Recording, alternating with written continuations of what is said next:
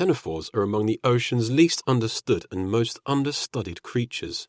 Mostly made up of water, 95% of their bodies in fact, they are somehow voracious predators in the upper reaches of the food web. They are remarkable not only for their fragile beauty, but also for their evolutionary history. They belong to one of the oldest lineages of animals, older even than sponges, and have existed in Earth's oceans for hundreds of millions of years. So how can this latest study begin to shed better light on some of the ocean's oldest inhabitants?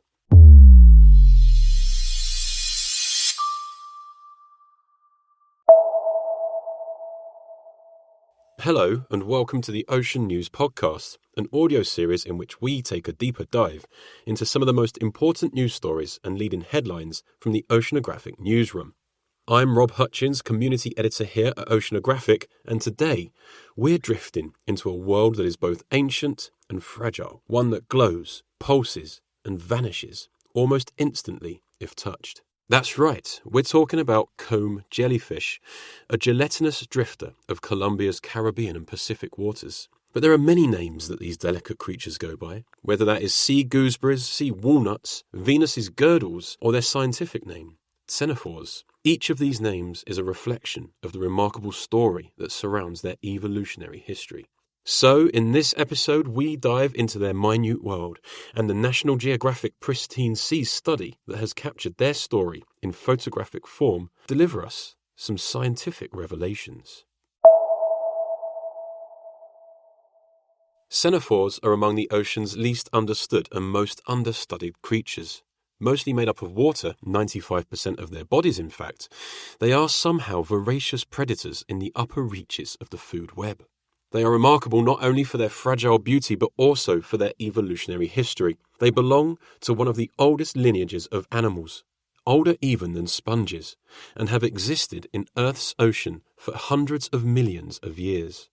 Today, they can be found across every ocean, from sunlit coastal shallows to the deepest trenches, including the Hadal Zone, over 10,000 meters below the surface. Some pelagic species, those like Cestum veneris, can stretch to more than 1.5 meters long.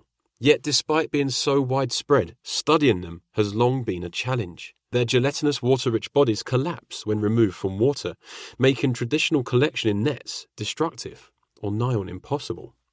As a result, global collections of ctenophores are scarce, and scientists have relied on non-invasive approaches, in situ observations, underwater photography, and remotely operated vehicles. These methods preserve their delicate structure while still enabling researchers to classify and study them. Which is where a recent Colombian study comes in. Led by researchers at INVIMA in partnership with National Geographic Pristine Seas, this team of scientists has created the country's first comprehensive inventory of comb jellyfish.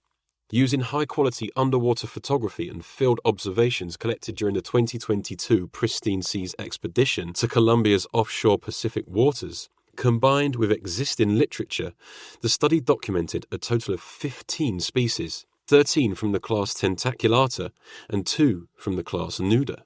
8 of these were identified at the species level, 2 at the genus level, and 5 as morphospecies. More remarkable still, however, is 6 species, which go by the names Baerophyskali, Ossiropsis maculata, Ossiropsis maculata immaculata, Cestum veneris, Leucotheapulchra, and Thalassocalis inconstans were recorded in Colombia for the very first time. Juan Mayorga, a Pristine Seas marine scientist and co-author of the study, has called this work a beautiful illustration of what happens when scientific rigor meets the art of underwater photography. It was, after all, the team's photography that not only captured the beauty of these animals, but enabled taxonomy and discovery, resulting in the 6 new species records for Colombia.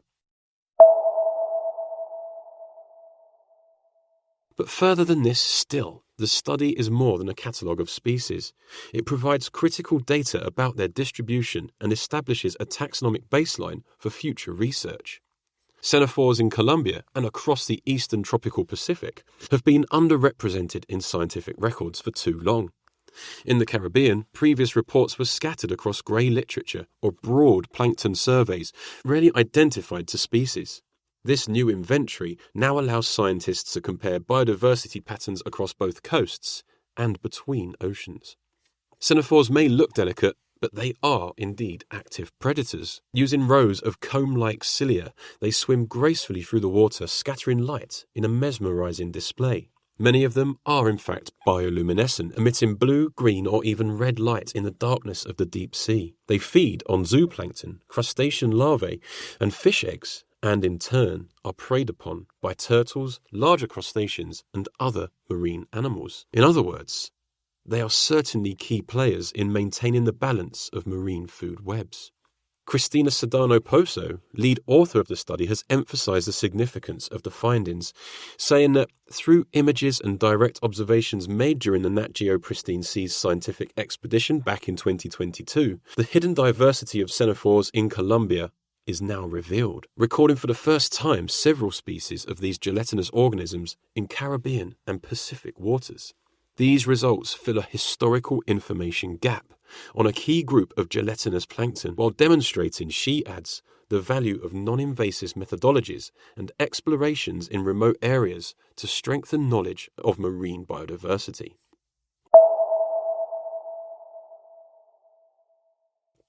The work also highlights the growing role of citizen science in mapping that biodiversity.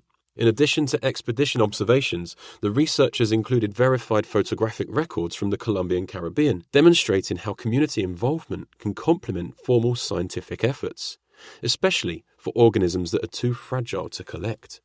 But why should we concern ourselves with the life history of these delicate creatures? Well, beyond their ethereal beauty, ctenophores are indicators of ecosystem health. Their populations are influenced by water currents, temperature, nutrient availability, and prey abundance. Understanding their distribution can provide insights into larger environmental changes, including climate variability and human impacts on coastal ecosystems. By establishing a national checklist and providing detailed records of these comb jellyfish, researchers have opened the door for future ecological studies, helping to reveal the hidden dynamics of Colombian waters. And as imaging technology improves, the hope is that we can explore deeper, more remote regions, uncovering species that have evaded observation for centuries. For now, Colombia's comb jellyfish offer us a reminder of the wonders of the ocean. Ancient, fragile, glowing, and full of life, drifting silently beneath the waves. Well, that's it for today's dive into Colombia's comb jellyfish. For more on this story or other stories on the ocean's most elusive and hard-to-study species, subscribe to the Ocean News Podcast and head to the Oceanographic Newsroom. This has been the Ocean News Podcast. I've been Rob Hutchins. Thank you for listening.